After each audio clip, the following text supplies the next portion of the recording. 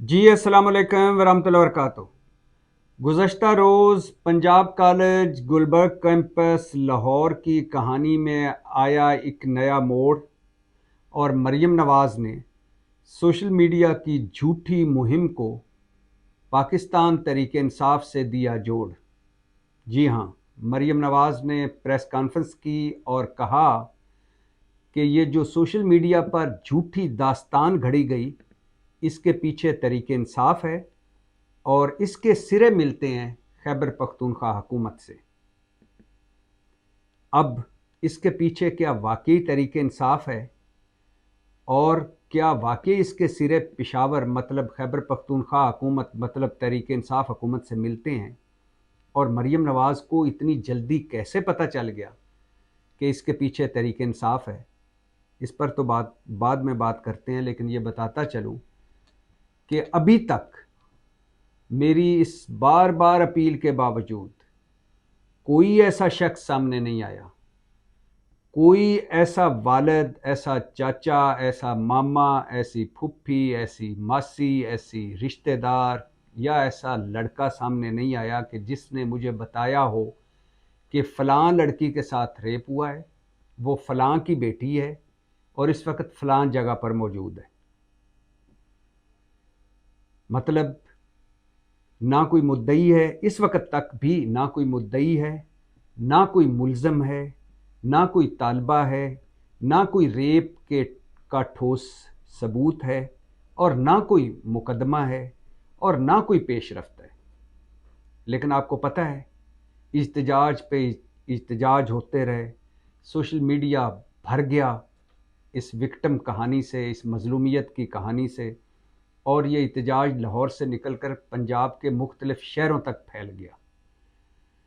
और ऐसी ऐसी दास्तानें घड़ी गईं कि यकीन करें कि हर आम आदमी, हर दूसरा बंदा ये कहने पर मजबूर हो गया कि इतना बड़ा जुल्म, और इस जुल्म को दबाने के लिए पूरी पंजाब हुकूमत और पूरी बासर शख्सियात और फ़लाँ फ़लाँ अमीर आदमी, फ़लाँ फ़लाँ बाख्तियार आदमी सब एक्टिव है। ऐसी कहानी फैलाई गई, ऐसा सब कुछ किया गया कि यकीन करें कि झूठ सच लगने लगा। हर जगह मैंने टेलीफोन किया, और फिर जब ये कहानी सामने आई कि जिस तालिबा का रेप हुआ था उसका इंतकाल हो गया, तो फिर तो और मैंने देखा कि कोई ऐसा अस्पताल जिसमें एक रेप वाली तालिबा आई हो, कोई ऐसा आईसीयू जहां उसका इलाज हुआ हो, कोई ऐसा सर्टिफिकेट कि पता चला हो कि वो इंतकाल कर गई है, कोई जनाजा, कोई कब्रिस्तान, कोई दफनाने का मंजर, कुछ भी नहीं आया। और मैं बार बार ये कह चुका हूँ कि ये झूठी कहानी थी, फेक कहानी थी, और कई बार मैंने कहा है कि इस पर पंजाब हुकूमत नहीं, chief justice Lahore high court को एक जुडिशल कमीशन बनाना चाहिए था अपनी सरबराही में, क्योंकि वो भी खातून है, जस्टिस आलिया नीलम वो भी खातून है, और ये एक तालिबा का मसला है। और अगर एक तालिबा के नाम पर घटिया सियासत हो, बेटियों के नाम पर घटिया मुहिम चले, बेटियों के नाम पर घटिया फेक न्यूज़ का एक तूफ़ान आ जाए, तो इसे रोकना होगा आज, वरना ये जो मुल्क है और हमारा मुआशरा है ये पहले ही इंतहा पसंदी की नज़र हो चुका है। मैंने पहले भी कहा है कि तौहीन मज़हब के जिन पर इल्ज़ाम लगे और जिनको जलाया गया, मारा गया, बस्तियों की बस्तियां उजाड़ दी गईं, ख़ानदान उजाड़ दिए गए, जब बाद में पता चला तो 90% लोग बेकसूर थे। हम आज उस सतह पर पहुंचे हुए हैं कि जहां किसी को कह दें कि इसने तौहीन कुरान की है, तौहीन मज़हब किया है, कोई नहीं पूछेगा कि ये कौन है, किसका बेटा है, किसका बाप है, किसका खामद है, किसका भाई है। इससे पहले कसूर पूछ लें। एक हजूम इकट्ठा होगा, घर का घेराव करेगा, दुकान का घेराव करेगा, बस मोहल्ले का घेराव करेगा, और फिर 90% ऐसे मौके आए कि पुलिस से छुड़वा लिया गया उस बंदे को जिस पर इल्ज़ाम लगा, और फिर उसे ऐसी मौत दी गई कि रूह कांप उठती है। अभी सिंध में डॉक्टर शाहनवाज हमारे सामने है कि जिस पर ये इल्ज़ाम लगा उसकी लाश को कब्र से निकाल कर जलाया गया और उसकी घर की जो माएँ बहनें बेटियां थीं वो नंगे सर और नंगे पांव लोगों की मिन्नतें करती रहीं और लोग नारे मारते रहे, और उसमें पुलिस भी इन्वॉल्व थी। ये ऐसा मुआशरा हो गया है। और जब इस तालिबा का केस सामने आया तो पूरा पाकिस्तान गमो गुस्से में की लहर में आ गया कि इतना बड़ा जुल्म। और यकीन करें अभी तक कोई एक भी सबूत नहीं मिला कि इस तरह का कोई वाक़या हुआ हो। तो मरीम नवाज़ ने पहले तो प्रेस कॉन्फ्रेंस जो की, और उस प्रेस कॉन्फ्रेंस में उनके साथ एक तरफ शबनम गुल बैठी हुई थी जो पाकिस्तान तहरीक इंसाफ की जरताज गुल की बहन है, और जो Lahore college for women university में पढ़ा रही हैं, और जो हरासमेंट कमेटी की कन्वीनर भी हैं, और जिन पर इल्ज़ाम था कि वो तलबा को उकसा रही थी। लेकिन उन्होंने कहा कि मैं तलबा को कंट्रोल कर रही थी, और मैं बार बार पूछ रही थी कि कौन सी तालिबा है जिसका रेप हुआ है। किसी के पास कोई इन्फॉर्मेशन नहीं, सारे एहतजाज कर रहे थे। और फिर एक मरीम नवाज़ के साथ एक बच्ची भी बैठी हुई थी, एक और तालिबा, जिसके पहला बयान वायरल हुआ था कि रेप हो गया है और ये हो गया और वो हो गया है। वो भी कह रही हैं कि मुझे भी नहीं पता था, मुझे कोई इल्म नहीं था। और ये भी बताता चलूँ कि पंजाब हुकूमत ने इस पर एक तहकीकाती कमेटी बनाई थी, और 5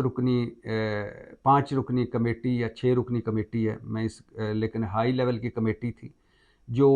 मुबैना तौर पर जिस लड़की का नाम लिया जा रहा था उसके घर गई, वालदैन से मिली, 3 घंटे मिली, और फिर उसने 36 अफराद के बयानात और इंटरव्यूज़ लिए, और फिर पता चला कि एक झूठी दास्तान घड़ी गई और इस झूठी दास्तान को फैलाया गया, तलबा को उकसाया गया, सुनी सुनाई बातें आगे फैलाई गई। और पता चला कि जिस दिन ये वाक़या हुआ उस दिन जिस बच्ची का नाम लिया जा रहा है वो कॉलेज ही नहीं आई थी, बल्कि वो 2 अक्टूबर से अस्पताल में ज़ेर इलाज थी। और 3 अक्टूबर को कैंट में ब्रेन एंड स्पाइन क्लिनिक से उस बच्ची ने चेकअप कराया था, वो घर में गिरी थी जिसके बाद उसकी रीढ़ की हड्डी मुतासर हुई। और फिर 4 अक्टूबर को मॉडल टाउन लाहौर में इत्तफाक अस्पताल में वो ज़ेर इलाज थी। 11 अक्टूबर को डिस्चार्ज हुई। बच्ची कॉलेज से छुट्टियों पर थी। वालिदैन ने कहा है कि हमारी बच्ची का इस वाक़े से कोई लेना देना ही नहीं है। अब उस बच्ची के बताया जा रहा है कि 4 बहनें हैं वो, और अगर उस बच्ची का नाम आ रहा है तो कौन एतबार करेगा कि ये बच्ची पाक साफ़ है या इस बच्ची के साथ कोई वाक़या हुआ है। हम तो साजिशी थ्योरियों पर इतना यकीन रखते हैं कि हवाले बन जाते हैं कि कौन सा घर, वो जिसकी बच्ची पर ये आया था कि जिस एक पूरे एहतजाज हुए थे कि उस बच्ची के साथ ये वाक़या हुआ था, ये सानिया हुआ था, सारी उम्र के लिए दाग लग जाते हैं। यानी मैं हैरान हूँ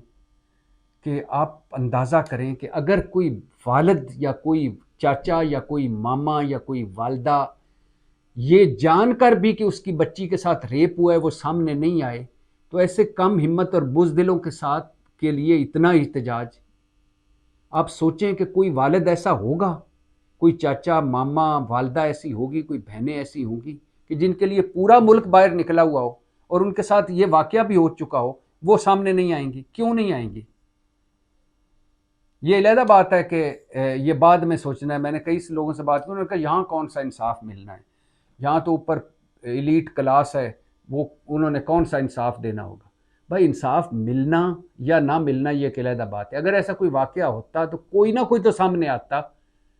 और कहता कि हाँ ये वालिदैन नहीं बता रहे, इन्होंने पैसे ले लिए खुदा ना खास्ता। वैसे तो मैं कभी भी इस बात पे भी यकीन नहीं करता कि किसी की बच्ची के साथ ये हुआ और उसने पैसे ले लिए हों या वो प्रेशर में आ गया हो। इज़्ज़त से बड़ी और क्या चीज़ होती है। तो एक झूठी दास्तान घड़ी गई, उस झूठी दास्तान को फैलाया गया, और फिर उस झूठी दास्तान पर क्या क्या नहीं हुआ, इह्तिजाज पे इह्तिजाज, इल्ज़ामात पे इल्ज़ामात, और सोशल मीडिया भर गया। मरीम नवाज़ ने यह भी बताया कि उस बच्ची जिसका नाम लिया जा रहा है वो इतनी बहादुर है कि उसने कहा कि मैं खुद आके बताती हूँ कि मेरा झूठा नाम लिया गया, लेकिन हमने उसका चेहरा सामने ना आए, नाम सामने ना आए, या उसकी कोई शनाख्त ना हो, इसलिए हम उसको सामने नहीं लाए। बहरहाल यहाँ तक तो पंजाब हुकूमत के मैं साथ हूँ, क्योंकि मैंने खुद इस पे, और हमारे कई दोस्तों ने जो इस हमारी बिरादरी से हैं, उन्होंने सारों ने हमने एक दूसरे से भी टेलीफोन करके पूछा, हमने पंजाब में उन पुलिस अफसरों से, मैंने कल भी बताया था, पूछा जो इस मौजूदा जो ओहदों पर पुलिस है उसके खिलाफ हैं, यानी ओएसडी हैं, उनको भी नहीं पता था। कई तुलबा से बात की कि कौन सी लड़की, एक लड़की का नाम लेते हैं, वो लड़की है ही नहीं। पहले एक लड़की का नाम लिया गया, उस लड़की को देखा, वो तीनों की तीनों लड़कियां कॉलेज में ठीक ठीक ठाक हैं। फिर एक और लड़की का नाम लिया गया, वो पता चला वो तो कॉलेज आ ही नहीं रही और वो तो अस्पताल में ज़ेर इलाज है। और फिर जब पता चला कि वो अस्पताल में ज़ेर इलाज है तो कहा देखा वो थी, और वो उस दिन कॉलेज थी नहीं। जिस दिन वाक़या उससे 3-4 दिन पहले से वो कॉलेज में नहीं आ रही थी। और फिर उस जिस क्लिनिक पे गया है ये सारा कुछ, उस क्लिनिक का रिकॉर्ड, उस अस्पताल का रिकॉर्ड, और फिर मेडिकल रिकॉर्ड जिसमें है कि उसका कोई ऐसा सबूत ही नहीं मिला कि इसके ये कोई ऐसी जिसके साथ जिनसी ज्यादती हुई है वो लड़की है या दूसरी है। वो मिला कि ये गिरी है और इसके रीढ़ की हड्डी मुतासरा हुई और उसका इस वाक़े से 6-7 दिन पहले से इलाज हो रहा है। तो एक मैं हैरान हूँ। मैंने पहली व्लॉग में कहा था कि ये ऐसी कहानी है कि जिसे मुझे चकरा के रख दिया, ऐसी झूठी कहानी कि जिस पे सच का गुमान गुजरने लग गया था। तो आज उस कॉलेज के, पंजाब कॉलेज के वो इंतज़ामिया ने भी प्रेस कॉन्फ्रेंस की, मरीम नवाज़ ने भी प्रेस कॉन्फ्रेंस की, और बाकी इसके हवाले से अब सोशल मीडिया पे दूसरा रुख भी आ रहा है कि ये किस तरह झूठी कहानी घड़ी गई। और इसके हवाले से सोशल मीडिया पर झूठ फैलाने वालों के खिलाफ साइबर क्राइम एक्ट के तहत मुकदमे कायम किए जाएंगे। और पंजाब हुकूमत ने कहा है कि हम मुद्दई बनेंगे, और 7 रुकनी कमेटी कायम कर दी गई है। लेकिन इस कहानी को फैलाने में, जैसे मैंने कल भी कहा, एक तो पुलिस का वाज़ेह मौक़िफ़ नहीं आया, मुख्तलिफ पुलिस के ज़राए से बताया जाता रहा, यानी जिस तालबा का नाम लिया जा रहा था वो कॉलेज ही नहीं आई थी, वो उससे पहले ही अस्पताल में ज़ेर इलाज थी, और जिस क्लिनिक और जिस अस्पताल में ज़ेर इलाज थी वहाँ उसका सारा रिकॉर्ड भी देख लिया गया, ऐसा कोई सबूत नहीं मिला। जिस सिक्योरिटी गार्ड का नाम लिया जा रहा है वो उससे पहले ही छुट्टियों पर था, और वो सीसीटीवी फुटेज में भी नहीं आया कि उसने इस तरह का कोई रेप किया, और सीसीटीवी फुटेज पुलिस के पास है। और जिस तालब इलम से जो मुजाहिरों में शरीक पूछा गया तो कोई कहानी का सिरा ही नहीं मिला। लेकिन पंजाब हुकूमत, एक तो पुलिस ने इस पे मामले को बिगाड़ा 2-3 मौक़िफ़ दे के, और फिर पंजाब हुकूमत ने इस मामले पर जलती पे तेल डाला कि वज़ीर तालीम पंजाब साहब गए और तुलबा के साथ मिल गए, और फिर जो उन्होंने कहा वो उन्होंने मीडिया को बताया कि सीसीटीवी फुटेज डिलीट कर दी गई, फ़लाँ हो गया, फ़लाँ हो गया, फ़लाँ हो गया। अब वो बता रहे हैं कि मैं चूँकि उस वक़्त हंगामे हो रहे थे तो मैं तुलबा के साथ इसलिए मिल गया था कि ठंडे हों सारा कुछ। भाई, जो वो किसी ओहदे पर होता है वो मूड नहीं देखता उस वक़्त तालिब इल्मों का, और मूड देखकर झूठ में शामिल नहीं होता,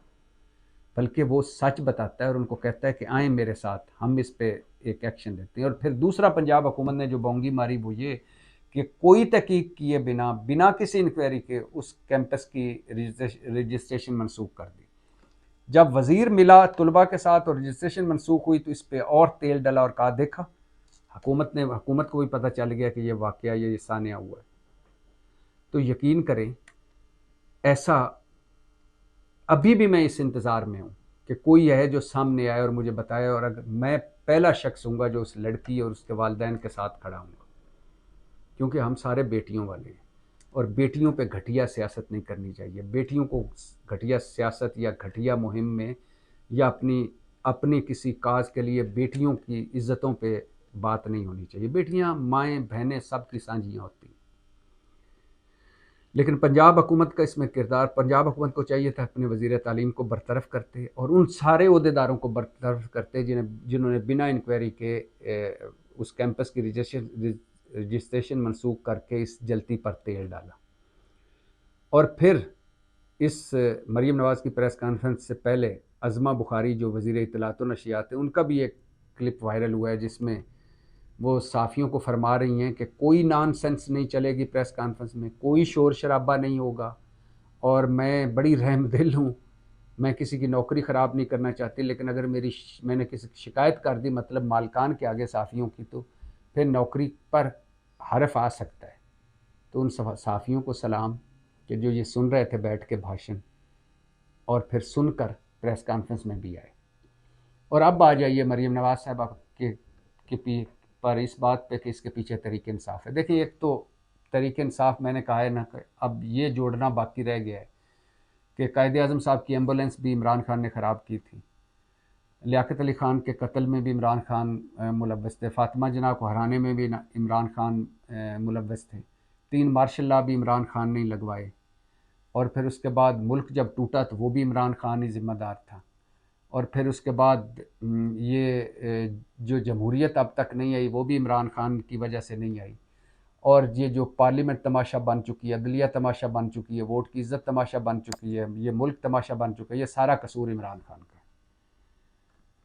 इस पे अच्छा होता पहले तहकीकात की जाती। इसमें कोई शक नहीं कि वो अकाउंट्स भी, सोशल मीडिया के अकाउंट्स भी इसमें एक्टिव होंगे जो तहरीक इंसाफ से हमदर्दी रखते हैं। इसमें कोई शक नहीं तहरीक इंसाफ भी इन्वॉल्व होगी, लेकिन पहले तहकीक तो करें, पता तो करें कि अब ये बात ये फैलाई जा रही है कि ये बांग्लादेश तर्ज पर तुलबा वाला एक माहौल बनाना चाहती थी तहरीक इंसाफ, इंतशार फैलाना चाहती थी तहरीक इंसाफ, और मुल्क में अनारकी फैलाना चाहती थी तहरीक इंसाफ। तो पहले तहकीक कर लें, कहें, पता चलाएं कि वाकई मुनज़्ज़म तौर पर, बाकायदा तौर पर, मनसूबा बंदी से पाकिस्तान तहरीक इंसाफ इसमें इन्वॉल्व है, या ऐसा वाक़या देख कर, ऐसा सानिया देख कर, ऐसा हालात देख कर और ये झूठ सुन के कि एक तालिबा के साथ ये जुल्म हो गया है, सारे उसमें शामिल हो गए थे, या झूठ के ज़ेर असर आ गए थे, या वो इतना बड़ा जुल्म आ गया इस हमदर्दी के ज़रिए आ गए थे, या बाकायदा मनसूबा बंदी से आए थे। तो पहले मेहरबानी करके इतना पता कर लिया करें, वरना सारा इल्ज़ाम एक, आपको पता है, एक डस्टबिन में डालते जाना। तो पहले तहकीकात कर लें, ऐसे ही जैसे आपका वज़ीर तालीम पहले चला गया था और आपने रजिस्ट्रेशन मनसूख कर दी थी और आज आप कह रही हैं कि वो हमसे गलती हुई। तो इधर भी तहकीकात कर लें, पहले इनको आइडेंटिफाई करें, उन सारों को जिन्होंने ये झूठ फैलाया या इस झूठी दास्तान वाली आग पर तेल डाला, और फिर वो जिस जमात के भी हैं, जो भी हैं, उनको आप सज़ाएं दिलवाएं। बाकायदा पूरी जमात को इसमें शामिल करना, सबको सारा कुछ उनकी हवाले कर देना, कुछ अपना भी देख लें कि आपका अपना क्या किरदार था और आपकी हुकूमत का क्या किरदार था। पाकिस्तान जिंदाबाद।